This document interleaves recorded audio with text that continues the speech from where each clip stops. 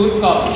అయితే మరీ ముఖ్యంగా ఉత్తరాంధ్రలో అత్యధిక జనాభా ఉన్నటువంటి తూర్పు కాపులకి కూటమి చిన్న తప్పు చేసిందని మేము తూర్పు కాపు సంక్షేమ సంఘం నుంచి ఖండిస్తున్నాం.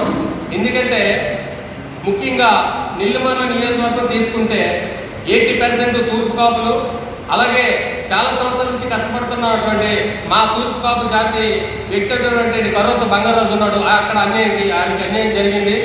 ఆ విషయంలో కాకుండా తదుపరి హెచ్చర్ల నియోజకవర్గం తీసుకుంటే హెచ్చర్లో కూడా ఎక్కువ శాతం తూర్పు కాపులు ఉన్నారు. అక్కడ కూడా ఏ రకమైన ఓట్లు లేని జనాభా లేనటువంటి బీజేపీకి అక్కడ ఇవ్వడం కూడా మేము తీవ్రంగా ఖండిస్తున్నాము.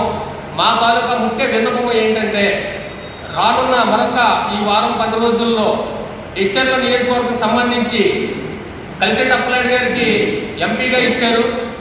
అది ఒకసారి ఆలోచించి అక్కడ ఎమ్మెల్యేకి ఇచ్చి, అలాగే మా తూర్పు కాపులో ఉన్నటువంటి గేదెలు శ్రీనిబాబుకి కానీ, మీసాల గీత గారికి కానీ, లేకపోతే కరోత బంగారాజు కానీ, ఇంకా ఎవరైనా ముఖ్యులు ఉంటే వాళ్ళకి ఎంపీ సీటు ఇచ్చి పునరాలోచన చేయాలని చేస్తున్నాము. మా జనాభాకి ఏ రకమైన అన్యాయం జరిగితే దీని పర్యవసనం కూటమిలో ఉన్నటువంటి తెలుగుదేశం, జనసేన, బీజేపీని ఒకటే హెచ్చరిస్తున్నాము. మాకు అన్యాయం జరిగిన ఎడల మా తాలూకా జనాభాలో ఎవరైతే ఏ వర్గం వాళ్ళు ఎక్కువ సీట్లు ఇస్తే రాజకీయాలకు అతీతంగా మా తాలూకా వ్యక్తులు మేము గెలిపించుకొని మా సత్తా ఏంటనేది చూపిస్తాము.